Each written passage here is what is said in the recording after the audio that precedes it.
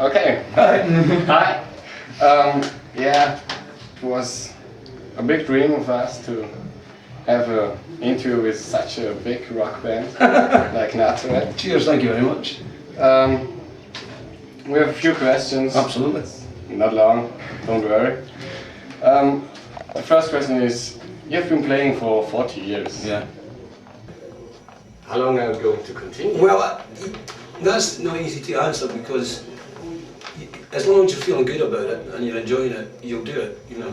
Yeah. And if you stop enjoying it, then you'll probably stop, you know. So at the moment, we'll have a new album out, the tour's going really well, so everybody's up and happy, so yeah, we'll be doing it this year anyway.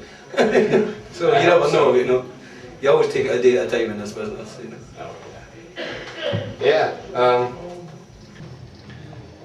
And another question is, you play very much in Austria, and how would you describe the Austrian audience? They're good. I mean, I've got to be honest with you. We've travelled the world now for 40 years, and when the lights go out at night and you're playing, it really doesn't matter where you are. You know, it could be Austria. I like this, especially this part. It's really pretty looking. I mean, people are always very friendly to us.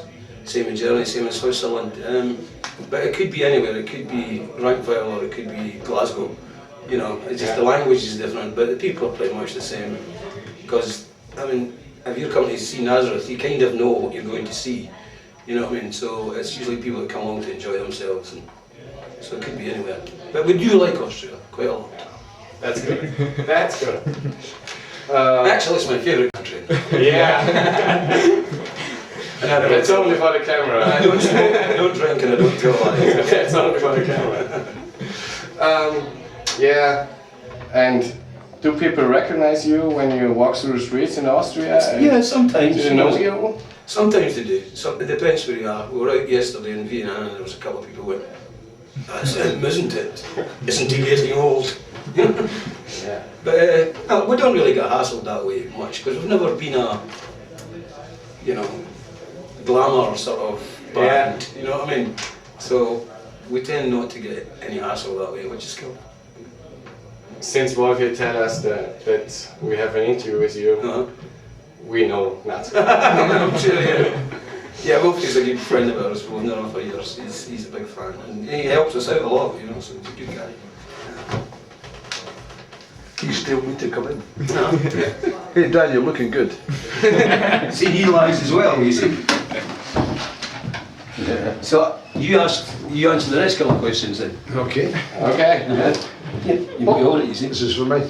Yes. How long did it take to write the new record, the news?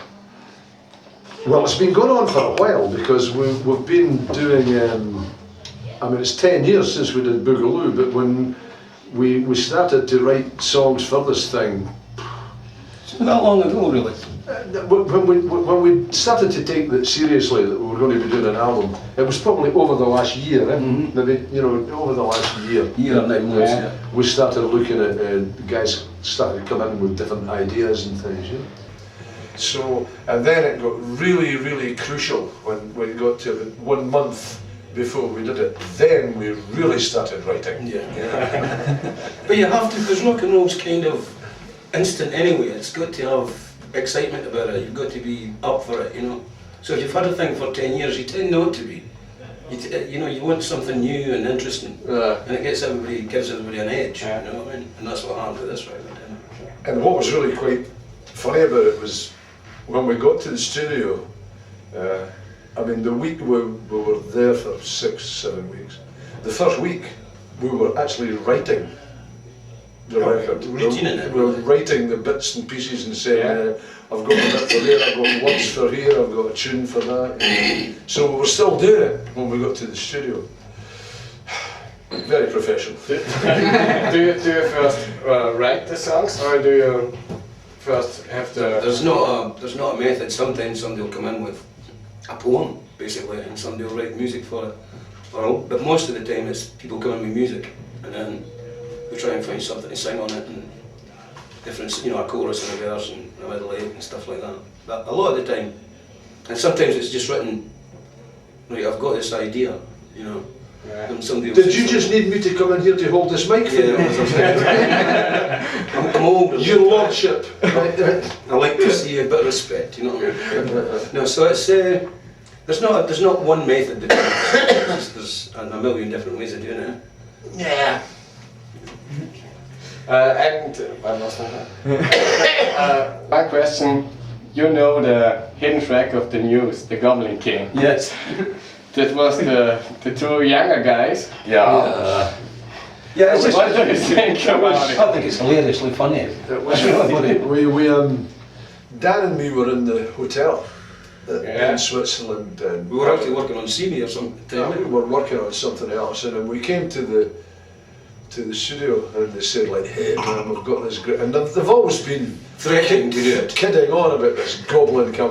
We've heard Lee doing it, Goblin King, Don't hit me. and they said we've done it, we've recorded it, so we went, okay, let's hear it. And I just about peed myself laughing when I heard it. I mean, it was so funny, you know. Funny. I mean, it's awful. But it's funny. It's meant to be awful. We laughed a lot. Oh, of course, it's supposed You to. should listen when we do. If you don't think that's funny, you don't own a sense of humour. When we do Love Hurts, you know, the song Love is a very, very famous song of ours. It's one of the most famous songs we ever recorded.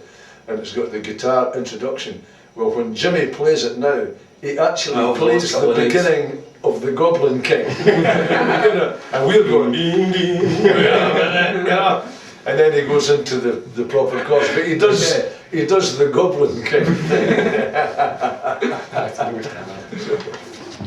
Okay, the next question is, if you write a song, which topics do you prefer? Which topics do you write? It's usually stuff we know about. You know, we don't try to write songs about spirituality and all that kind of thing, because we don't really know much about that. So it's basically your sex and drugs and rock and roll that we kind of write about and being on the road. You know? One of the funny ones on this album was Jimmy. You know, everybody writes, and we always put all the songs in everybody's name. But there are certain guys write that song and wrote that song, and we know who did it. You know, but he did one called "Logging On Again." It's logging on again. Well, it's so funny because Jimmy can't even switch on a computer, but he wrote the song, right? So he wrote this song, and he came in to rehearsals, and he said, and we're listening to it. It's a good tune. That's a good number, you know. Like, he said, tell me some computer words, because he doesn't know anything about computers, right? And he wrote that song, and it's really quite funny when you listen to it, because you think, well, it does make sense, you know. But Jimmy with a computer. Jimmy has a wife who works a computer, so he doesn't really need to know about computers, you know, in Jimmy's mind. But other things like on this album, you'll. In fact, I don't know if you guys have seen the newspaper yet, but have you seen that one? That newspaper and there Lee came in with a song that he wrote. It's Gloria that he wrote that, and he wrote it on this little horrible Casio squeaky keyboard thing, you know. But his house was being renovated at the time. His house was getting work done, so he was in the kitchen with this thing, and he had the washing machine on, and the dryer was.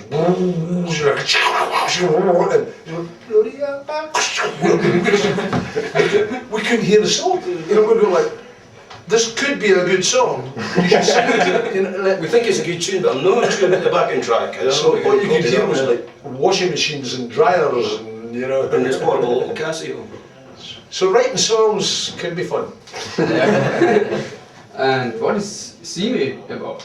Simi just was a thing that we had an idea. We just it was mainly a tune thing. It wasn't even meant to be like the words, as it turns out, are very. I think they're very good. But that wasn't the important thing. At the time, it was to get that feel, that kind of the double vocal thing. Crosby, Stills and Nas, as we call it. You know, we wanted to do a thing like that. You know, like a big acoustic number. It's just a guy owning up about his life, basically.